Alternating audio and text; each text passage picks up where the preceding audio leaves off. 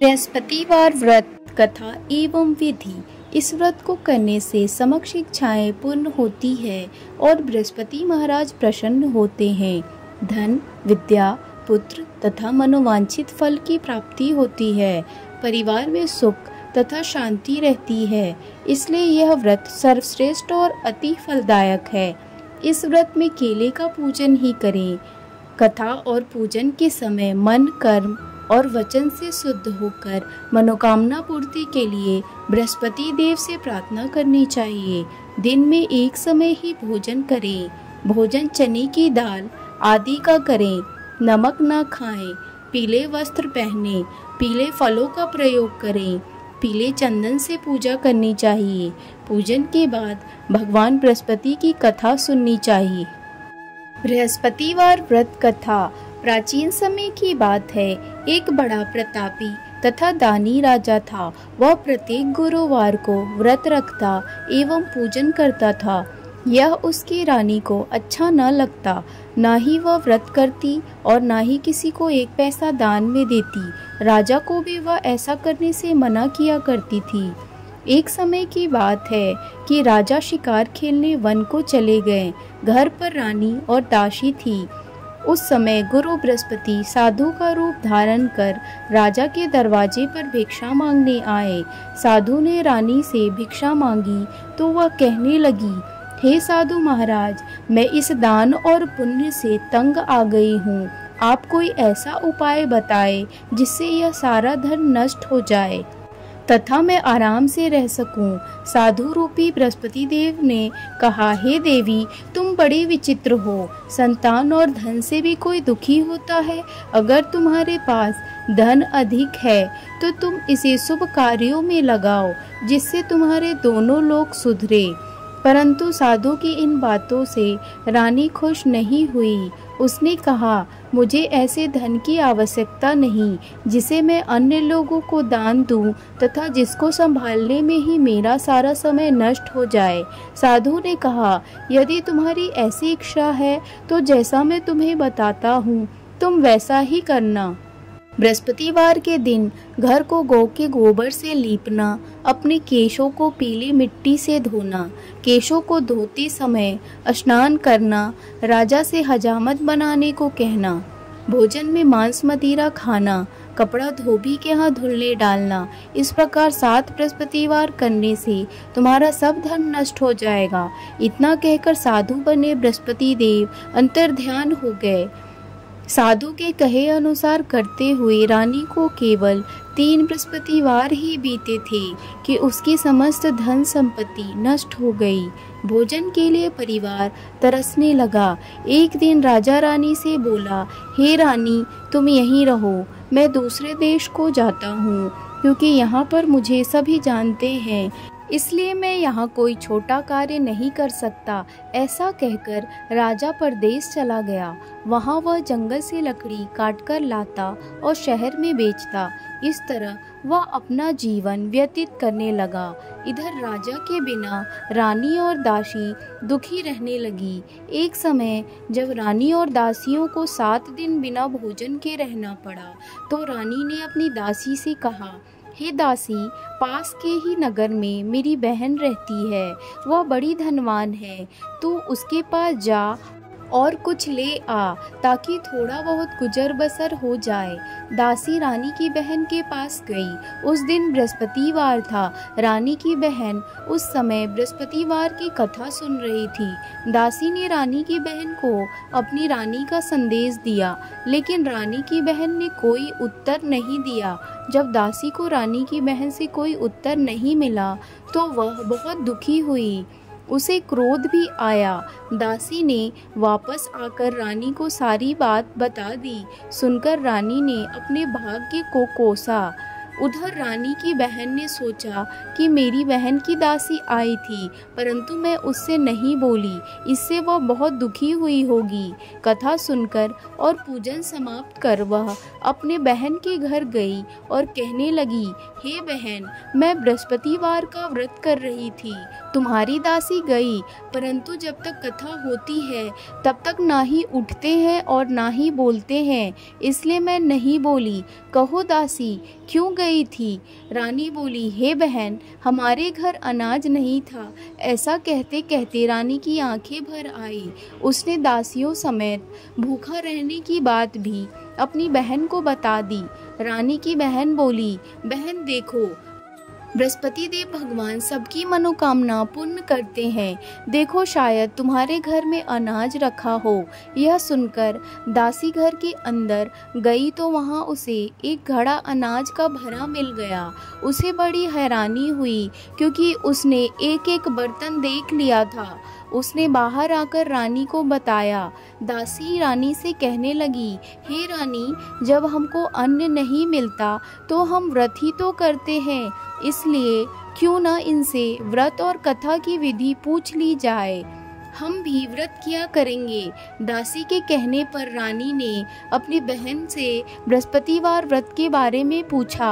उसकी बहन ने बताया, बृहस्पतिवार के व्रत में चने की दाल और मुनक्का से विष्णु भगवान का केले की जड़ में पूजन करें तथा दीपक जलावे, पीला भोजन करे तथा कथा सुने। इससे गुरु भगवान बृहस्पति प्रसन्न होते हैं, मनोकामना पूर्ण करते हैं। व्रत और पूजन की विधि बताकर रानी की बहन अपने घर लौट गई। रानी और दासी दोनों ने निश्चय किया कि बृहस्पति देव भगवान का पूजन जरूर करेंगे। 7 रोज बाद जब बृहस्पतिवार आया तो उन्होंने व्रत रखा। घुड़साल में जाकर चना और गुड़ बिन लाई तथा उसकी दाल से केले की जड़ तथा विष्णु भगवान का पूजन किया। अब पीला भोजन कहाँ से आए? दोनों बड़ी दुखी हुई, परंतु उन्होंने व्रत किया था, इसलिए बृहस्पति देव भगवान प्रसन्न थे। एक साधारण व्यक्ति के रूप में वे 2 थालों में सुंदर पीला भोजन लेकर आए और दासी को देकर बोले, हे दासी, यह भोजन तुम्हारे और तुम्हारी रानी के लिए है, इसे तुम दोनों ग्रहण करना। दासी भोजन पाकर बहुत प्रसन्न हुई। उसने रानी को सारी बात बताई। उसके बाद से वे प्रत्येक बृहस्पतिवार को गुरु भगवान का व्रत और पूजन करने लगी। बृहस्पति भगवान की कृपा से उनके पास धन हो गया, परंतु रानी फिर पहले की तरह आलस्य करने लगी। तब दासी बोली, देखो रानी, तुम पहले भी इस प्रकार आलस्य करती थी। तुम्हें धन को रखने में कष्ट होता था, इस कारण सभी धन नष्ट हो गया। अब गुरु भगवान की कृपा से धन मिला है तो फिर तुम्हें आलस्य होता है। बड़ी मुसीबतों के बाद हमने यह धन पाया है, इसलिए हमें दान और पुण्य करना चाहिए। अब तुम भूखे मनुष्यों को भोजन कराओ, प्याऊ लगवाओ, ब्राह्मणों को दान दो, कुआं, तालाब, बावड़ी आदि का निर्माण करवाओ, मंदिर पाठशाला बनवाकर ज्ञान दान दो, कुंवारी कन्याओं का विवाह करवाओ, अर्थात धन को शुभ कार्यों में खर्च करो, जिससे तुम्हारे कुल का यश बढ़े तथा स्वर्ग प्राप्त हो और पितर प्रसन्न हो। दासी की बात मानकर रानी शुभ कर्म करने लगी, उसका यश फैलने लगा। एक दिन रानी और दासी आपस में विचार करने लगे कि न जाने राजा किस दशा में होंगे, उनकी कोई खोज खबर नहीं है। उन्होंने श्रद्धा पूर्वक गुरु बृहस्पति भगवान से प्रार्थना की कि राजा जहाँ कहीं भी हो शीघ्र वापस आ जाए। उधर राजा परदेश में बहुत दुखी रहने लगा। वह प्रतिदिन जंगल से लकड़ी बीनकर लाता और उसे शहर में बेचकर अपने दुखी जीवन को बड़ी कठिनता से व्यतीत करता। एक दिन दुखी हो अपनी पुरानी बातों को याद करके वह रोने लगा और उदास हो गया। उसी समय राजा के पास बृहस्पति देव साधु के वेश में आकर बोले, हे लकड़हारे, तुम इस सुनसान जंगल में किस चिंता में बैठे हो, मुझे बतलाओ। यह सुन राजा के नेत्रों में जल भर आया। साधु की वंदना कर राजा ने अपनी संपूर्ण कहानी सुना दी। महात्मा दयालु होते हैं। वे राजा से बोले, हे राजा, तुम्हारी पत्नी ने बृहस्पति देव के प्रति अपराध किया था, जिसके कारण तुम्हारी यह दशा हुई। अब तुम किसी प्रकार की चिंता मत करो, भगवान तुम्हें पहले से अधिक धन देंगे। देखो, तुम्हारी पत्नी ने बृहस्पतिवार का व्रत प्रारंभ कर दिया है। अब तुम भी बृहस्पतिवार का व्रत करके चने की दाल व गुड़ जल के लोटे में डालकर केले का पूजन करो, फिर कथा कहो या सुनो। भगवान तुम्हारी सब कामनाओं को पूर्ण करेंगे। साधु की बात सुनकर राजा बोला, हे प्रभु, लकड़ी बेचकर तो इतना पैसा भी नहीं बचता जिससे भोजन करने के उपरांत कुछ बचा सकूं। मैंने रात्रि में अपनी रानी को व्याकुल देखा है। मेरे पास कोई साधन नहीं जिससे उसका समाचार जान सकूं। फिर मैं बृहस्पति देव की क्या कहानी कहूँ, यह भी मुझको मालूम नहीं है। साधु ने कहा, हे राजा, मन में बृहस्पति भगवान के पूजन व्रत का निश्चय करो, वे स्वयं तुम्हारे लिए कोई राह बना देंगे। बृहस्पतिवार के दिन तुम रोजाना की तरह लकड़ियां लेकर शहर में जाना। तुम्हें रोज से दुगुना धन प्राप्त होगा, जिससे तुम भली भांति भोजन कर लोगे तथा बृहस्पति देव की पूजा का सामान भी आ जाएगा। जो तुमने बृहस्पतिवार की कहानी के बारे में पूछा है वह इस प्रकार है। प्राचीन काल में एक बहुत ही निर्धन ब्राह्मण था। उसके कोई संतान नहीं थी। वह नित्य पूजा पाठ करता। उसकी स्त्री न स्नान करती और न ही किसी देवता का पूजन करती। इस कारण ब्राह्मण देवता बहुत दुखी रहते थे। भगवान की कृपा से ब्राह्मण के यहाँ एक कन्या उत्पन्न हुई। कन्या बड़ी होने लगी। प्रातः स्नान करके वह भगवान विष्णु का जप करती। बृहस्पतिवार का व्रत भी करने लगी। पूजा पाठ समाप्त कर पाठशाला जाती तो अपने मुट्ठी में जौ भर कर ले जाती और पाठशाला जाने के मार्ग में डालती जाती। लौटते समय वही जौ स्वर्ण के हो जाते तो उनको बीनकर घर ले आती। एक दिन वह बालिका सूप में उन सोने के जौ को फटक कर साफ कर रही थी कि तभी उसकी माँ ने देख लिया और कहा, हे बेटी, सोने के जौ को फटकने के लिए तो सोने का सूप भी तो होना चाहिए। दूसरे दिन गुरुवार था। कन्या ने व्रत रखा और बृहस्पति देव से सोने का सूप देने की प्रार्थना की। बृहस्पति देव ने उसकी प्रार्थना स्वीकार कर ली। रोजाना की तरह वह कन्या जौ फैलाती हुई पाठशाला चली गई। पाठशाला से लौटकर जब वह जौ बिन रही थी तो बृहस्पति देव की कृपा से उसे सोने का सूप मिला। उसे वह घर ले आई और उससे जौ साफ करने लगी, परंतु उसकी माँ का वही ढंग रहा। एक दिन की बात है, कन्या सोने के सूप में जब जौ साफ कर रही थी, उस समय उस नगर का राजकुमार वहाँ से निकला।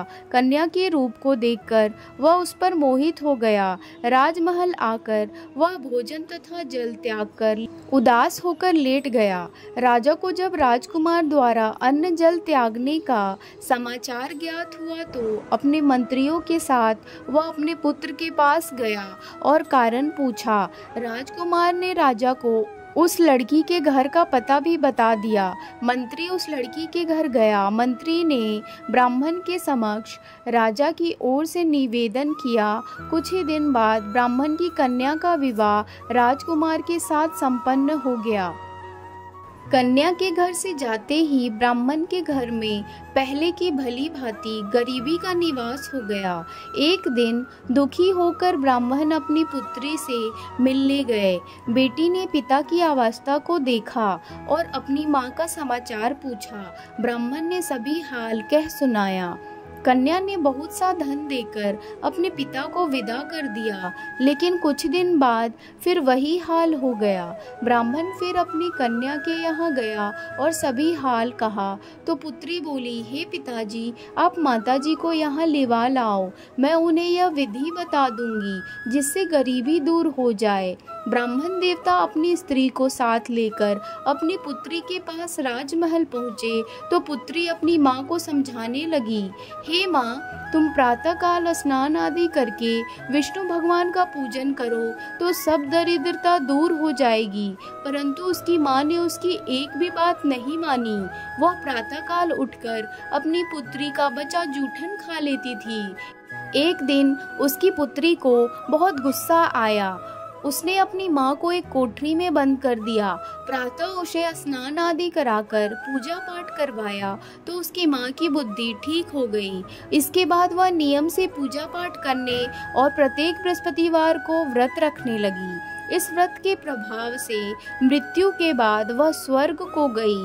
वह ब्राह्मण भी सुख पूर्वक इस लोक का सुख भोग कर स्वर्ग को प्राप्त हुआ। इस तरह कहानी कहकर साधु देवता वहां से लोप हो गए। धीरे धीरे समय व्यतीत होने पर फिर बृहस्पतिवार का दिन आया। राजा जंगल से लकड़ी काटकर शहर में बेचने गया।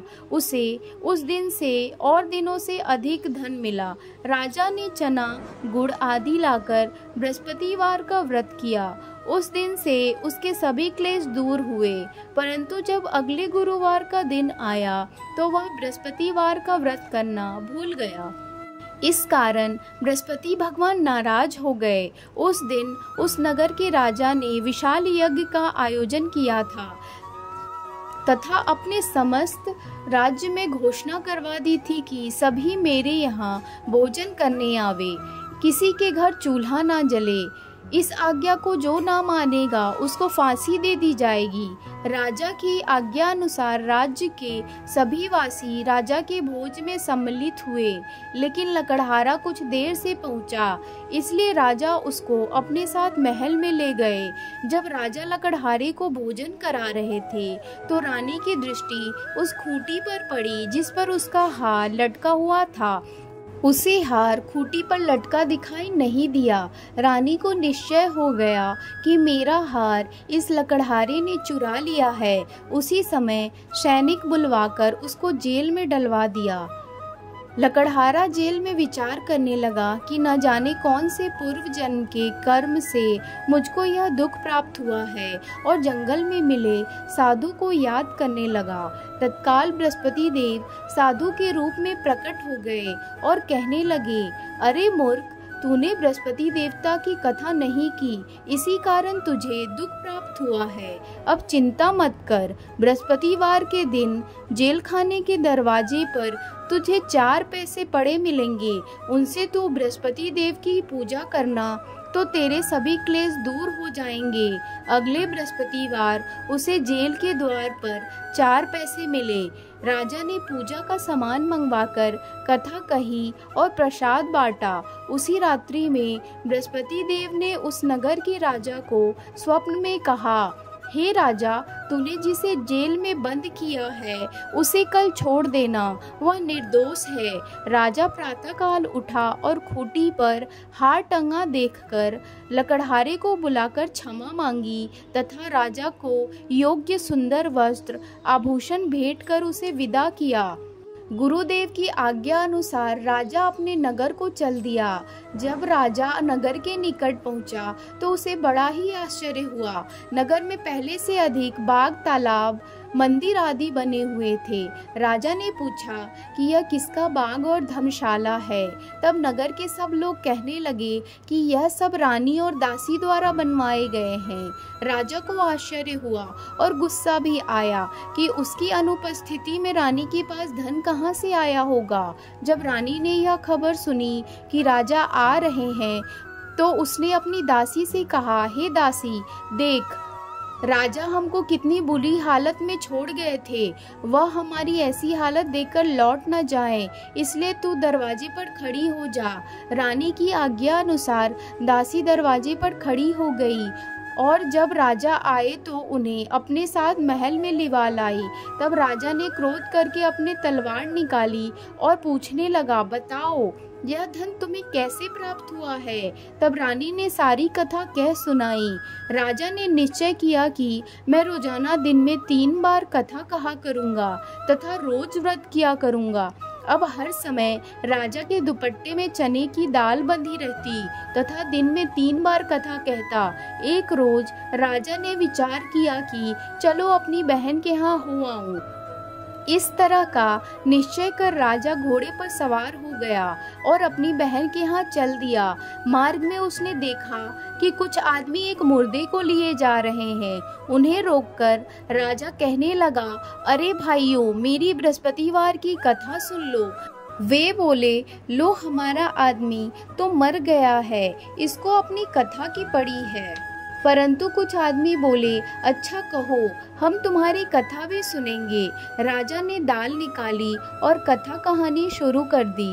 जब कथा आधी हुई तो मुर्दा हिलने लगा और जब कथा समाप्त हुई तो राम राम करके वह मुर्दा खड़ा हो गया। राजा आगे बढ़ा। उसे चलते चलते शाम हो गई। आगे मार्ग में उसे एक किसान खेत में हल चलाता मिला।